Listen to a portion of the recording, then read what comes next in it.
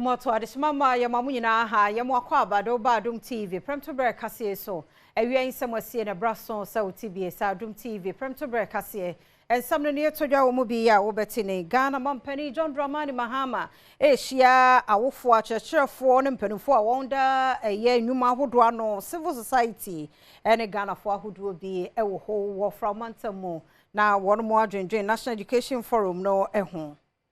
Abetodwa se tuberculosis anase nsamanwe ye unity wa secondary central prison ho ewa toye mantam no emu yabakwa akohwe climate change emu ensunsaso ene afarefo ma anama wonmo etonsuo mu namo awia wo mu gina so toto nam no ne ade no san enete wa pomuden fam no ne nsembi awia imede bro sa Adom TV Premtobre Kasee or share live on Facebook /Adom TV Extra Go TV 119 DSTV 280 ko YouTuber search Adom TV 2 media fia amankwa tamaklo fasada mama Joy Trish on tadi ba konso eheme yankomra na yehwese de semno ete yeda se afia ni de miente se de semni chemu ankasa ete Abetodwa se ya yese nsamanwa ana tuberculosis ye unity wo secondary central prison no watoye mantam no emu ni nyina no nnuane pa won munya eninti DSP Jacqueline Owusupra ya we public health officer and den semi tudwa wo chiremo se inmate ana se won eduafo be du enum sabre ye de won mo fa TB titiye emu ana sa pomudimo kase no etwaso Sika sidi baako ene mpesua eduwotwe a wode ma ne duani baako bia no enya de ese so wonom kora ya ne senti wontima wonom enuane a enuanunu papa bia ewo mu na sa enuane a wode ma wonom no enya wapomuden ko a ene nyansunsuanso obone ewo wonso na emum anhwe yi ebetumi kora ema ne duafoi enya TB yare DSP Jacqueline Owusupra a public health officer ewo secondary central in Eduafie oni amane boni atwetwe nkom. Now, as I speak, we have about 15 inmates at secondary central prisons. For now, they are taking their medications all right. But you know, as for the medications, it demands a lot of food. And you know, our current feeding per person is 180 pesos. And 180 pesos per 3 square miles. And imagine how the food will be. So sometimes it's a challenge for us by telling them to take the medication. It's like by force. They don't want to take the medication because they don't have food. And I agree with them. TB is very infectious. I am at risk. You are also at risk. Because if it comes that they don't want to take their medication, I don't want to go there. Because if you are not taking your medication, I'll be infected. William Kwesi Blankson, a Metro TB coordinator at Secondary Takrady Metropolitan Assembly. It is a very big challenge. And in the event where you have a lot of cases at the prisons, it becomes an outbreak. The reason is because, like I said in the response, unfortunately for the inmates, they are not like the people outside who can feed for themselves, work and then get some money on themselves. They depend on the meal. The Tom Brown that comes to us, we don't actually get from the district, from National NTP, National TB Program. They supply us this Tom Brown on regular basis. As and when we receive, we communicate to them. Like I said, we double their own because they are inmates. And also we have daily and periodic screening. Our interest is not to make sure that there are more cases at the prisons, because at that end, the management becomes difficult. Ekuafo ya womo edua kwadu wo sumina kese wo kwa east mensin mo wo poye mantemu na esu womo chiremu se wo no mo enobaye eye kwadu no mo bia baso be wi akire na womo ewe won emu nsam ne ohawa wo fam ne Adom Kasee etwaso Mafo a wonom etisumina kese ye wo kwa east mensin ne mu no omododo no a eye akuafo na wodua kwadu ene tomatoes akuafo no e de atodwa se wenye ne dikan ye wodua mo akwawo ne toso no ye wie ne hu se sumina kese eye bia won ye kwadu plantation banana plantation the banana no so na ya mamuwa nketenkete bi pie mu a sa muwa ne ha wani ambaso ye ba ye hu se niwa no edoso wa ha nti kan akoma se ye ba ne ye behwe ne ye hwe so ano ne ye so ano so ye wie ye emuwa no gusu wo nwura mu ho nti yebetu anamo ahu Ministry of Agric no omuwa bi anye bi omo bi spray ama mmoa na kɔfo ama yare te saa no ankan ade hye Prempem hene a wokwawu aduamoa na na ya wankoma echampon ene ama ne boni enkomotwetwe mu ene wode tudwa se wate se muwa yi awie akuafo ni bi eno ntie ne nam so a wonum ekoye saa free ice cream ne no ema wonum ye wo ha ama ni yare ne wo ha bebre no ye yedua kwadu ne bode no ne ade ntie enum na mowa free ba na mo ba wie ne ade no mo ma ye nsa ho ne ade basa enti ni a mesere ne se abribia no ye health department omuntwo mo animra ha no no mo mehwe abribia na fe nso so eye farming sector nso so no se omo be timia be spray eye ne ma no so aman abribia se ne be ya ye nya saa effects ni bi mu a yetwa Premtobre Kasee no so na wo hwe se de wiemu nsakraye no nia etie ene emu apomodin mu efanso se de asi etie no a ene adomama ne boni eye prince usesiedu abapro akọ eye ma womo etoto fish wo Jamestown lighthouse mpotemo ho kwa akọhwe se de wiemu nsakra ye wie ya no den no womo se gina so ototo eye fish no ne ade no se na tie ode nsam ne nto so eba Climate Chronicle ene ye de aba be piemu ewo Jamestown eye lighthouse ema womo etoto nam ahodo na womo de badwom ema omanfo ekotobi ede ye nkwan na womo edie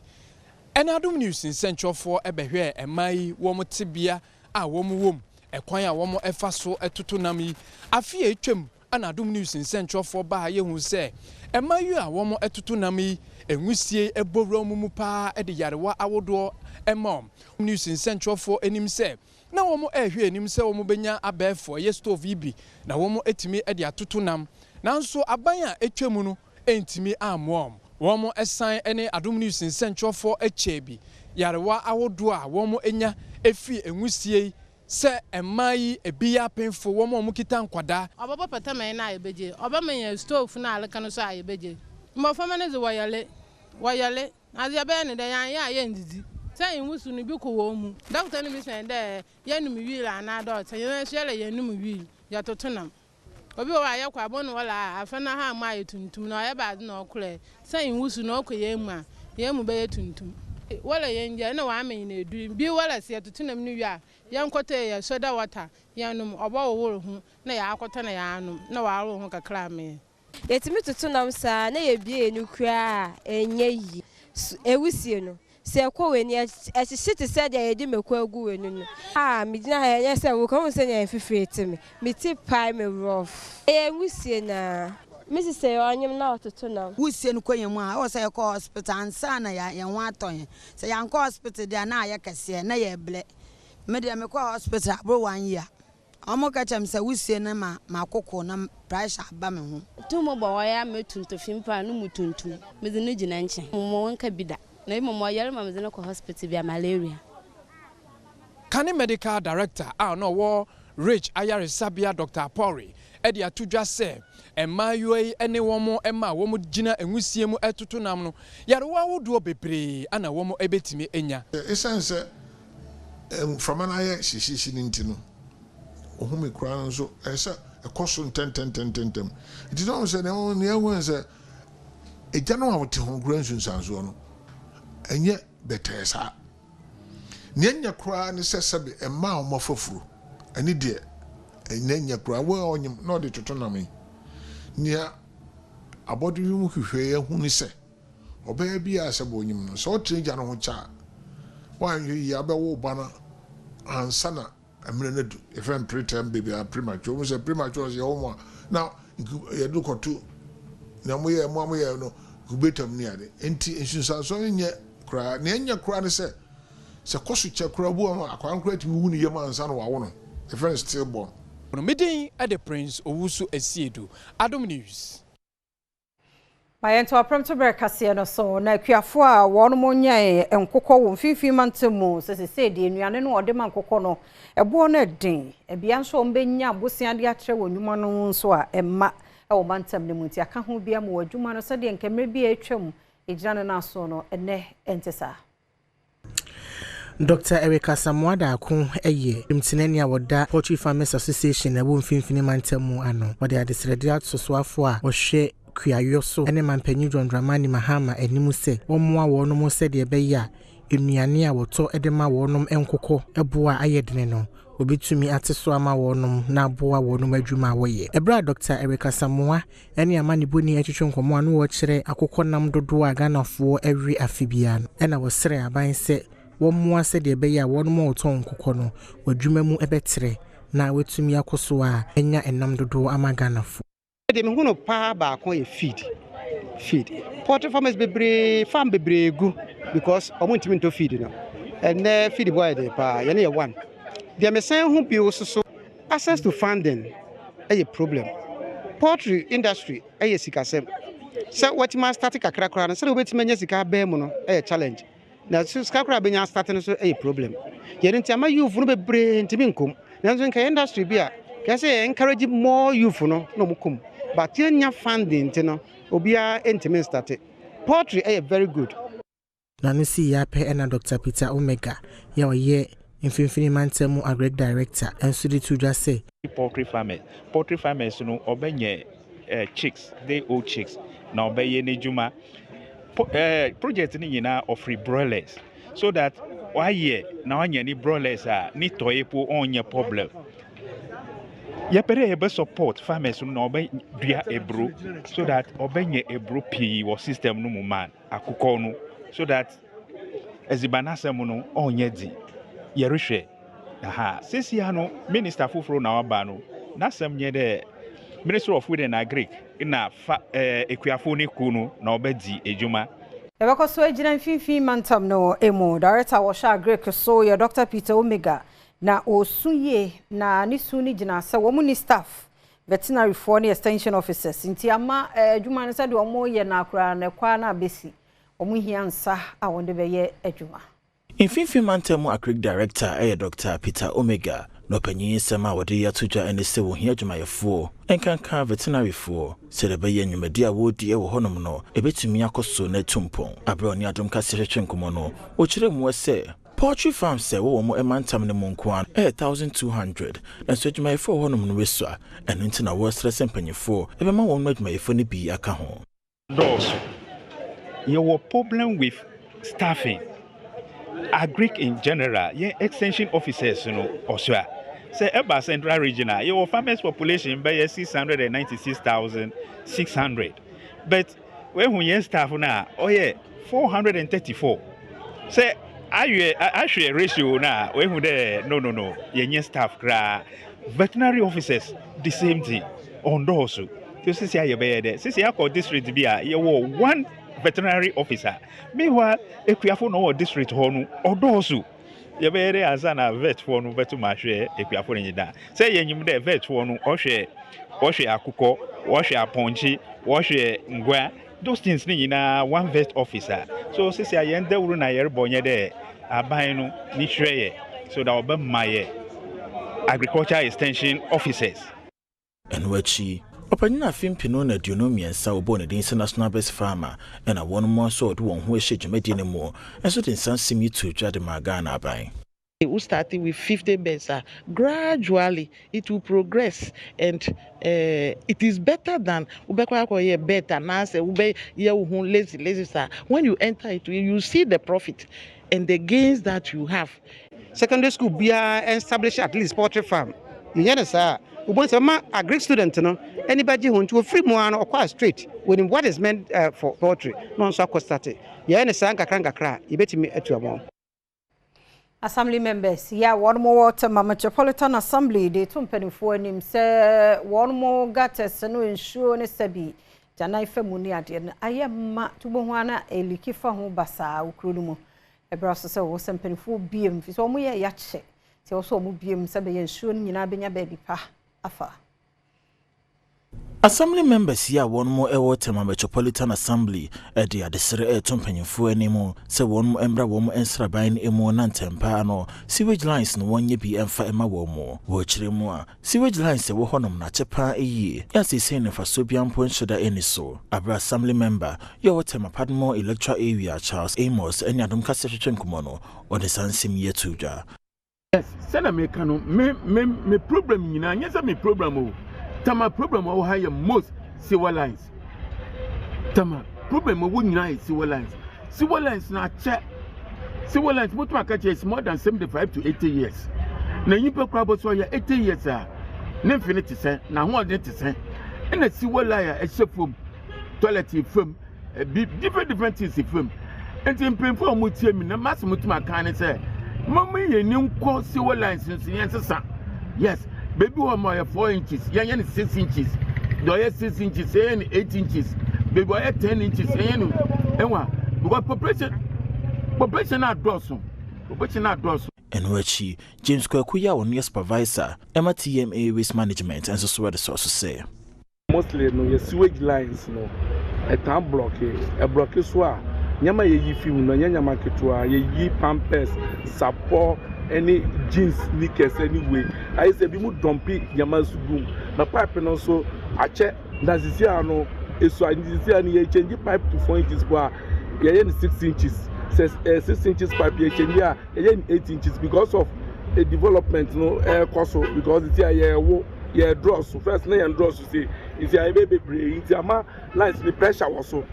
yeah into painful the to me say me taking all the problems in the area me taking measurements if I take measurements na me will say committee 1 pipe do draw say no bet me out committee 4 from committee 4 to committee 9 mama me say assignment na me gusu Ghana Mampeni John Dramani Mahama wonu ankasa agina ne mudie mu ne niema bia wo no wagina article 286 so Ghana ya mamra no edi ni nyina akoma attorney general say auditor general say ne niema wo enie ne santin so wode to aban mu adwumayefo ni nyina so wormonye we be march bosome de to so aduasa ba ko de na obi aye wanya de ne ayi ho kase no etwaso Ghana Mampeni John Dramani Mahama ede ne ho ayemfato ho na wagina article 286 ye no ewa mamra no weso de niema wo na ne dia ne din yeda so akoma attorney general na wa shempanyimfo a obo wondin de brase won mo ensem se ebeju march bosome de to so aduasa ba kwa fimpinu na duonu wanum no mo no na won madi na mo eso anyesa asoche betimi akọ ede ama won mo. In times past, I would privately have presented these forms to the Auditor General in fulfillment of my statutory obligation. I've taken this step of presenting these forms publicly as a way of injecting some openness and transparency into the process of assets declaration. I've always maintained that while it is all well and good to punish corruption, a more effective way of addressing the canker is preventing it from occurring in the first place. I honestly believe that if properly curated and enforced, the assets declaration process can become a sustainable tool for tackling corruption. Corruption by nature is insidious and thrives under the cover of darkness. The more light that is shown on it, the more likely that it will be fought successfully. I've also taken this step to send an unmistakable signal to all public office holders, especially those that I have appointed, that I take the declaration of assets very seriously and expect full compliance from them. I've asked the Chief of Staff to send word to all appointees to ensure that they declare their assets by the end of the first quarter of this year, that is, by 31st March 2025. I wish to stress that any appointee failing to meet this deadline would face severe sanctions, not excluding removal from office. Adom TV Premtobre Kasee na uguso shani yeguso aye de Mampeni samno ba na ye hwe ni mu Ghana Mampeni John Dramani Mahama eni abatan no machechefo wona eka bi wo mu obibia wona mu hye mu wo ho framante mu ahinkro mu na National Education Forum no wotumi de ahyehye so setiefo be hye no nso a ento abonu mu wa fie twa mu no Mampeni eni da kwan so be Mampeni no na odi tudwa se tumi ni bedi ne nsemu a obehwe na ye enwumasuamu no wa ye nsakraye ahodo bi ewomu ohunu se ohaw ne achewache bi ewomu ti oba obeye nyame adom wa begnya banwa no nti ehu behia se sa forum no eba so obehase na kindergarten tertiary ne vocational ne technical training ni nyina so nsakraye ahodo abamu ye de no ebebremu obresemu nti yenye nkrato eni eba yebeto so I am here to Edasi kwa baby me Adom TV Premtobre Kasee na uguso shano midindi efia amankwa tamaklo. Achira kwa Foundation for Africa abu ontrimo po se suku adankransia womo ebesi de ama isuachi basic school sebeya school a kakra na wo ho na ya no mabo apeso no enkura no ho ebehenhan. Tuberculosis Foundation for Africa kuo bi a wonye adwuma empemfaso na Robert Nana Emisa ene disa ekuye ni wonom ahyase a wosi 6 unit classroom block ama adesuafo a wonom ewo esuachire basic school nanumu ena Robert Nana Emisa ene amane boni twetwe nkoma wode to nanimu se promafo ene ba wonom asoye de beto wonom animu se wonom school dan ye wo honom no adesuafo no ekire so ewu mu ne senti obehia afoforo eno ene nam so ma wotu sa na munya wo hwe animu kwan se afempinu ene edunu num yemre wiye no na wasi school dan na wie e de ama adesuafo no na oya Achako Foundation for Africa ya adwene de ye pede ye babo Sewage community ma wosi school ni wi na 6 unit school wosi wi na mafama na wonya classroom otumtina me na wosua ati ye botan ye pede babo basi school ni wi school no ma otumtina Solomon Gentina headmaster with the school yano with the Achako Foundation for Africa say so about beboa wonom ya wo sisi school dino. But before me can be ano met the Achako Foundation and another one is switching her for more the boy. In fact, the classrooms, especially the upper primary aspect, are so overcrowded. Now you share the venue coin and your class or extra class or somewhere. You bet you one. And I don't know, befriend there 1 year and you'll be our best supporting and we came so excited. Now, you won't buy there. Jumano, a bit you taught now, extra classes. It will be a very good relief for us. And Richie and Manakoju Abeka, ya we ye anto esuachire hene, and so edisan simi etwaso.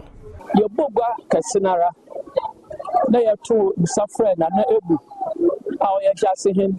war Kakumodo, Bobertine good. By Yezi Juman, your foundation, I want a young woman in our pet. Now, the Achako Foundation, while by Yezi, on America, or to them a year to a good. While by Bosso Hanenfi, the abortion, or you screw down the way my animal from and when your baby at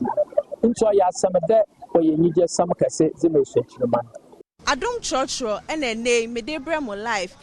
Ne baby, I made a church on Abe PM, any Osu Presby. Many on man for our hands, I bet you come, na majo who are gentle. Na se me wo ho ne se so eye ne papem se ye de bogla proof yi bi ebeto impuma bia ano anampo se edan bia no wo ye fiem se eye dan tia anampo abanso no yentie de omanfo ni bi ka yo ye friend me Joseph Asante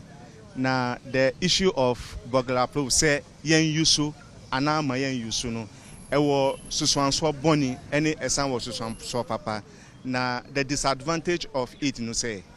it prevents a comfort senebe omura ofie na so boni no a ewo ho no say in case assembly ba especially say uwo one exiter difficult say ubeba out so media misusu say burglar proof no ye wo ebi wo ho a ye slide enu no ebeboa na niaye no permanent untimi fa bebia MP no de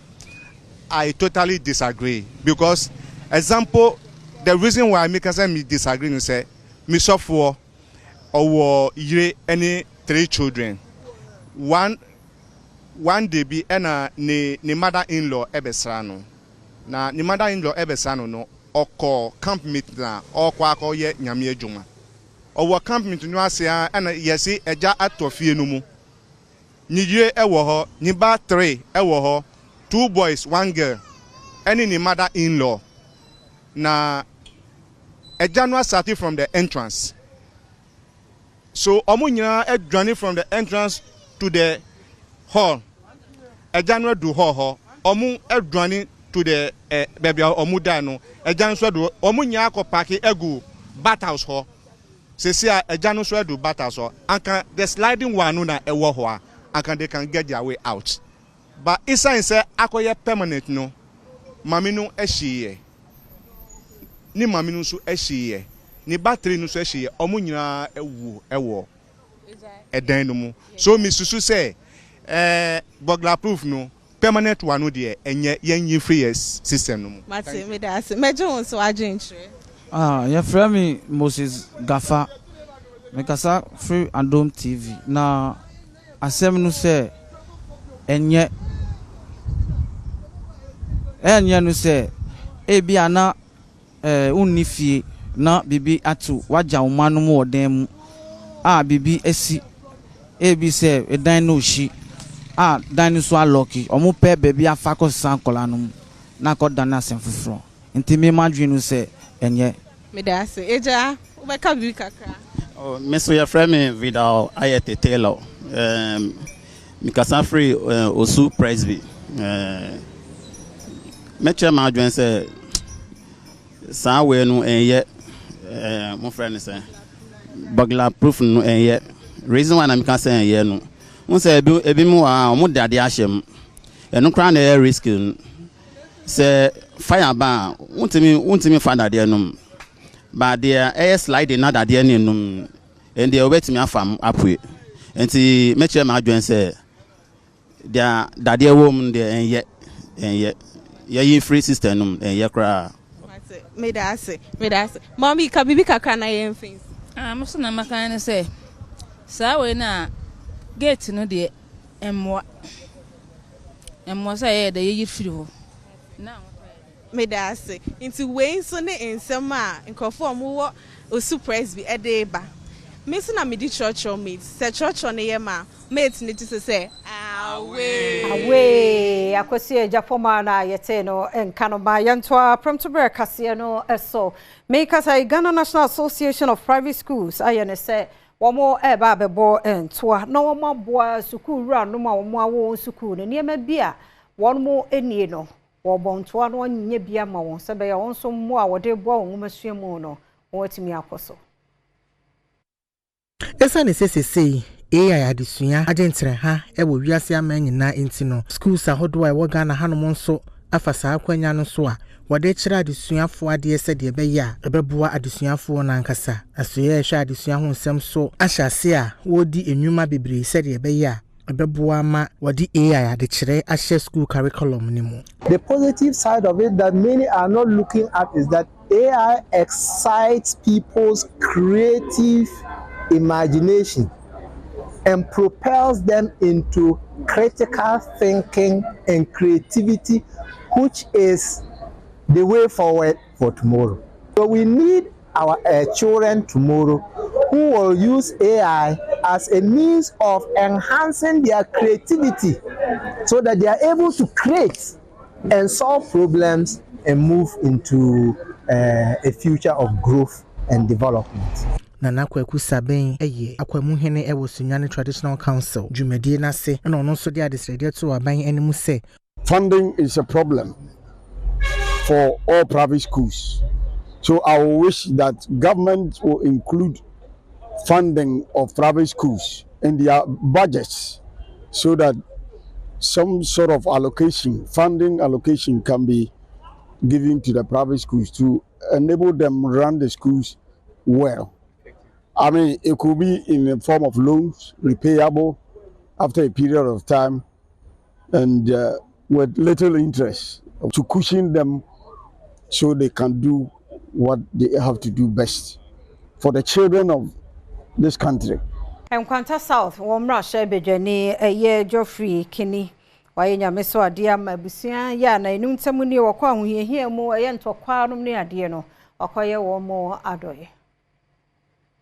Emrashe bedwani ogina mu manfo ewo Nkwanta South abato mpeso no so Geoffrey Kini eni ayanyame so ade a ode eniema hodo bi akwakodan omanfo a wono ewo sampotemu ho se wonso mu no mfanda da won ho esane basabasa ya sorry ewo mpotemu ho no mo enema bi a emrashe bedwani di koye ene emo bag seminar anwa blankets ahodo mosquito coil ena net caps Plight ena afenema hodo bibre kan se wono mu ensum na wonfa enada won ho me jina we nso na me di atu ye ho fo se embre ekoni nyina no eye embre a wo se ye ka sumdu asem na nanu mo ensori emfa sumdu asem enwura kru enwura amoyam ai asofo no mo nso kwa asori a emra ye bɔ mpa yɛ so no yɛnka sumdua asɛm yɛntu yɛn ho fo na yɛnhwɛ yɛn ho kasakasa muslimifo nso Islam egyina wɔn aso bi bɛsrɛ sɛ wɔn nso nsɔre ngyina nyinaa yɛnka sumdua asɛm sɛnea yɛbɛyɛ nkwanta na yɛnim dada no ɛbɛba ho ɛno akyerɛ nso wo kasa so awie wo kasa yie wobɔka biribi a ɛnyɛ nokorɛ a ban ne wo bɛdi Wasansemi hono Nkwanta zongo hene ejina Adeli Chala Achode and afi Muslim community ewo nyina na mu eda mrahwebedwani ase wo mo a wode ababedom wo no mo dambai oho fasa oho kaje bi oho ntoko wo yasi no omo ambapata ye nti mo ma yemfa ya adwin me enjai omo ndoya no no ye nidofo na yeseko ye beku ye ho ana nti enjai etire na abahi mbesra etire no mesramu Nkrotu ahodo enan ewo Afijakwabre North Mensi mo asantemantem mo ne enyima hodin wonmo de etomusini ewo mo srempani 4 pass won siesie bi ma won onso nyankanea emfani wonwuma Amponsa krom prabon hobesu kofi fofie krom we nkrotu enan bia eno ewo Afijakwabre North abato mpeso aso ewa santimantem ha eno mo na doctor fo a won mo chip compound on ho edeto Adom Kasee nim se enyinam kanea eni ho nintini ekobase obi yale ne anaju desuma wonum entimi enhwe no Richard Amankwa eye doctor panyi ewo mpatem ho eno okirimu se sense yadum light nti internet ho nsensem se beye no omode omoniema asending panyifo ewo krukesi mu ntino womo enya woni Adom Kasee ebon komosi yetise light eba no nyamia dom ni yeni giye pa na ifi se baba imprempria ma yetimi ayusi am ya ba betena aha light ni hani ntino yente ha ifi other towns na eba adwuma ha nti ebre no so a ne ekọ ne asen aba light ne ba ne de yeni agiye na afi yetise o muse betutu no odo ha kese abre ema ise no yanyi nche se ebesen aba ba ya adwuma no esan se light ni ho a untimi nya adwuma opemfebo wo a omwo anajo eninti no yebesre se momu mitutu na omumwa ye na yintimi light mi fanya adwuma no pachi ena yimanre no menyo ya wono ye assembly man ewo mpatem ho ne Adom Kasee twetwe nkom no okirimu se obesre electricity company of Ghana ena afensu aban ya wosusu se nipa bonfo bi ombeyi homa eni post ni bi gu fom no ontwa wani emfa mehwesa enkrutu na timi aboa emama setenam akoso ya extending from Nubesu to farm kese bia etwam wo ekrobi so no nkrofo bi tutu asa America electricity for ni aban ni se aban se bi ekrobi ase otimisi school dan si wo bebi electricity na etwam akono school wo ho na chip compound so wo ho omuni light ade ehia ye pa na yesra aban se aban project a ene on continue then bom say a private person bi na ono di light na ekọ na say onye interested say obesan di light na akọ otutu a aban ne nkasa na wontu aneka na light ne nka Premtobre Kasee no so ne enkoho from Antema Hinkro na yenkohye mampani John Dramani Mahama ne mpanifo ahodo bi abatan ka ho on share National Education Forum no yenkotie bi mbra. I'm glad that the manifesto of the NDC recognized the place of education in our development. And indeed, that recognition is an honor to the vision of our founding fathers who desire development for our people. I'm happy that the NDC program for education aims at its transformation in order to make it accessible, affordable, and also enhance its quality so that it can prepare our people for the task ahead of assassination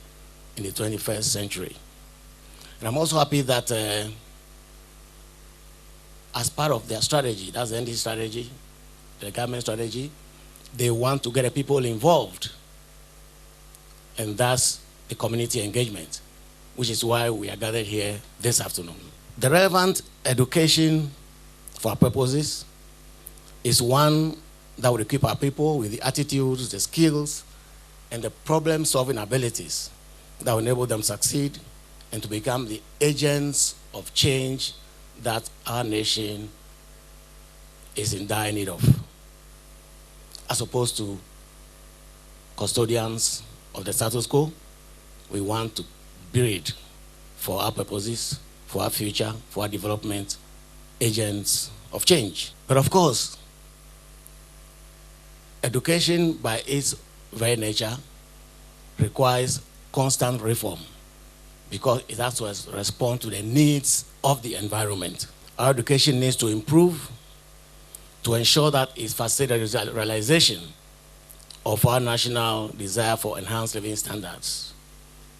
And in today's rapidly evolving world, education system typically lags behind, hence the need to revisit it, take it around, and make sure that it responds to and meets our needs. For the best outcomes, Premtobre Kasee na oguso channel yam komra na yeba yebetwaso. Yamwakwa yeda se oguso Adom TV Premtobre Kasee na nanu matsan konye wo sankori wa hafumantemu so edi ya opa wo mo kwan no de dodo no anye wo mo sere mantam ni mo soafo so wonye bibi emfa wo kwan no.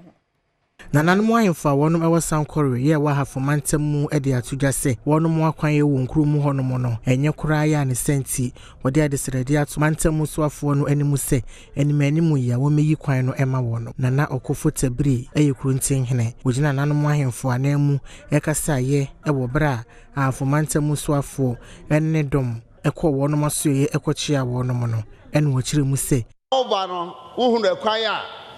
wɔnam so Edabia ya several members no obi say sankware kwa ne yakwan eye ahodo obienu wona tuntum so a no wate asi kokko so na bibia yekumo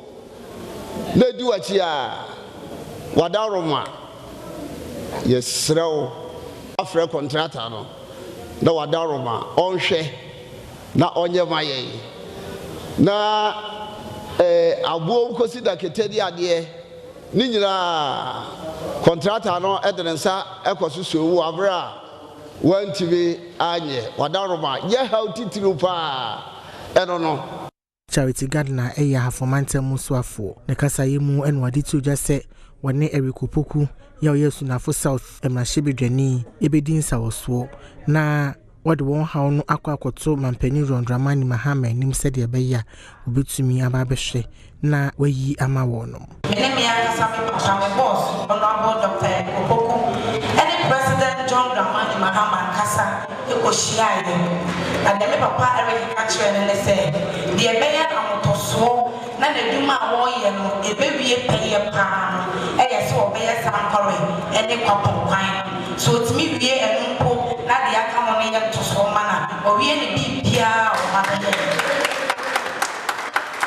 enunti ena mama kudro na be ka kire mo se sankore for de muni ha de adu so ne ya Premtobre Kasee Kasee do bodi ya krado memo akwaba se bibia e fa ye hwede eno ya na me de aba okay yen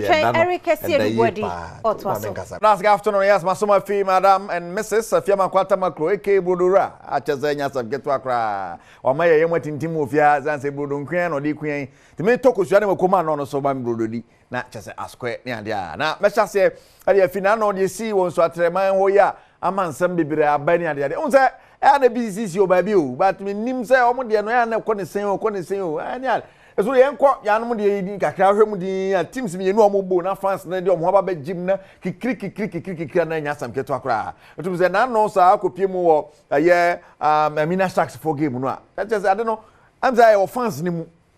fans na bua say bet na ye twani nti no bua bet ni di ni pa no TSC park ne so no to kikri say players na kwa yi na no say na su ti fans o any players ama bet edi omo ja kikri pa he twe tari na yare ya wo ba bia the sickness dey everywhere but we dey to say about from home be chom to say e dey na hu e but one fa second ngoro one fa second ngoro ne ade esa no esa no city my me e compare akwena jizu anto twede na me go so ade compare ya no say e dey unim ye park na no kwa Black Stars pe ba bia boboro ya nya ba bia moboro ya na class post dey omo jitum kakra ne ade na yenya ba bi mo bo nsuo nto ekora ntimi mo ho ne ke nsuo ato na abrofo ide de otum say yes nsuo to no mo special boot kura mo she nsuo to a mo special yi ni otum say referee ni stop ball no so stop ball no na si ejire mu ye nsuo edie mu bibi ni nsuo enipa o otum say park no nsuo na do goalkeeper no be chi ball no so yes skills ball no me ni ka say 3 years no mo ball ni wi ko ball no ball kra enko teams ni mienu so ball no so mu nyaa ball referees mu nyaa ball dia mo me moy and say kikiri on because ball no yes league dey bo wi ntam ye jai we ni say to shed afofo any time they say ball no e ball ahanu ada e champo oh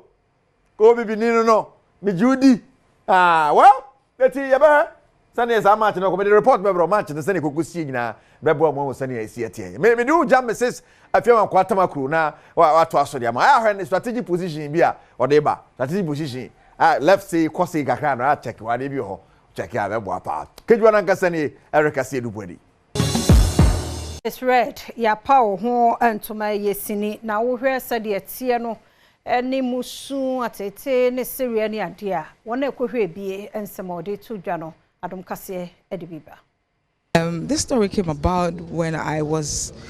thinking about something to do during the Valentine's season that would talk about love, and not just love, but the love of God. For us, when we talk about love, we're talking about a person who is in the person of Jesus. He is love. So while I was thinking, like, the way we receive our songs in the church, the story just started writing itself in my heart. And so quickly I picked my phone. If you go to my phone, I can see the date on which I received the story and started writing it down. So I started writing the story down and sent it to a friend who did a screenplay for us. And then we called Revel Films to come and help us shoot. And so this is what we're seeing today. Okay. Expect more movies, better ones. This is our first. It's like our small steps. That's it. And so if this is the beginning, you can be sure that moving forward, you're going to see more. And when the Church of Pentecost enters something, we're doing it and doing it well and taking over. And we pray that then we know that God will take us to the no so na Adom TV Premtobre Kasee no ye fancy haseda ya odi a umre no wada agya wo de maye mididi afia amankwa tamaklo fire for fire etwaso